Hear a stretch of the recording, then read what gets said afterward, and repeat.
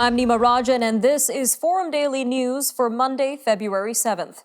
We start our cast with a look at the nation's capital, where an anti-vaccine mandate trucker protest enters its second week, and a proposed multi-million-dollar class action lawsuit by downtown Ottawa residents is getting underway.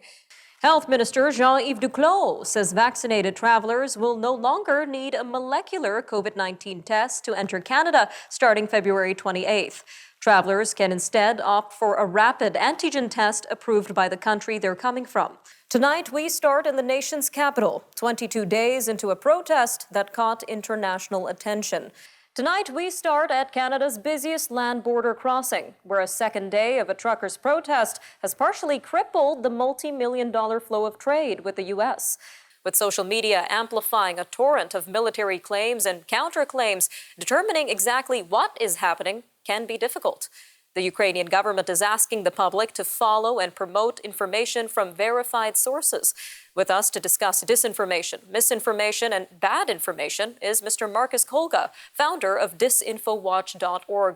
Well, taking into consideration this constant coverage of the invasion of Ukraine, how can viewers sort fact from fiction? That is a very good question. Now, Aleja, this mission happened just hours after the suicide attack at the airport. So can you give us a picture of the landscape you had to navigate for this mission? After the suicide bomber blew up the entrance to Abbey Gate, any contact with the territory behind the controlled perimeter was very dangerous. Traffic was flowing slowly through the Coutts border crossing in southern Alberta. With us now to talk about the disruption at the Ambassador Bridge and what it means for the economy is Mr. Rakesh Naidu, President and CEO of the Windsor-Essex Regional Chamber of Commerce. Sir, welcome to Forum Daily. Thank you, Nima. Thanks for having me here. Than another. Canada and the U.S. haven't always agreed. So people have just lost faith in government after 2 years. And it's interesting that, as you said, this survey shows correlations between stress, anxiety, and trust. So tell us a little bit more about how stress and anxiety leads to mistrust in our leaders. And I guess one of the bigger questions here would be whether lowering the flag is enough to recognize the horrors of the residential school system. No, it'll never be enough. Now, the young survivors in the suit claim that MindGeek facilitates child sex trafficking. So for our viewers, can you define facilitate and how the porn industry is connected to the world of sex trafficking in terms of facilitating it? Joining us now to give us a view of what's happening on the ground in India is Dr. Gurneet Singh. He joins us from Ludhiana, India. Welcome to Forum Daily, Doctor.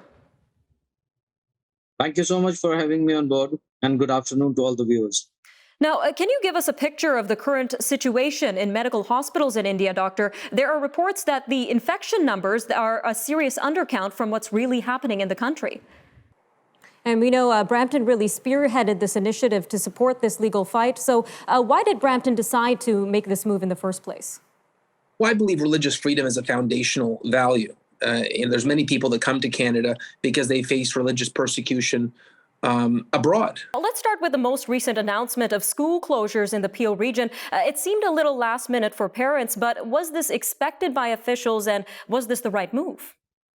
Well, we have been experiencing a surge in our cases. We are now averaging 500 cases each and every day. Well, joining us now to give us more clarity on this new Omicron descendant in our weekly medical segment is Dr. Abhishek Raut, Medical Director at Appletree Medical Group. Dr. Raut, welcome back to Forum Daily. Pleasure to be here. All right, Dr. Raut. Well, what do we know so far about this new Omicron descendant BA2 and how it differs from Omicron, now being dubbed BA1? Now, Ms. Siddiq, can you tell us how you became a teacher in East Turkestan, aka Xinjiang, in what eventually became an internment camp? Mr. Ali, welcome to Forum Daily Special Report. So you state that you were taken to a hospital-like facility. How would you describe this facility and what happened in there to you? So how is the African Canadian Senate group going to address these issues to ensure that the voices of all Black Canadians are heard? Level of violence that has increased with this, very, very concerning. Now, in terms of this level of violence, I want to get into the content that can be found on porn websites, in which in some cases can be violent. So how can such videos mentally impact the viewers? Does this in some way contribute to violent fantasies or encourage this kind of behavior? Absolutely.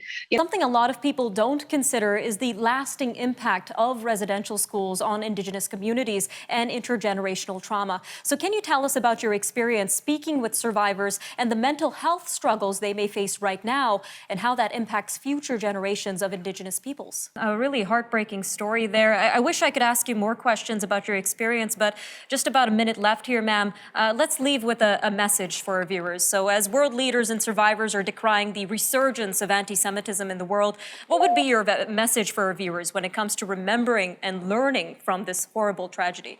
He is a former law enforcement officer who was present at Gander Airport on 9/11 and was an active participant in Operation Yellow Ribbon. Welcome, Mr. Fudge.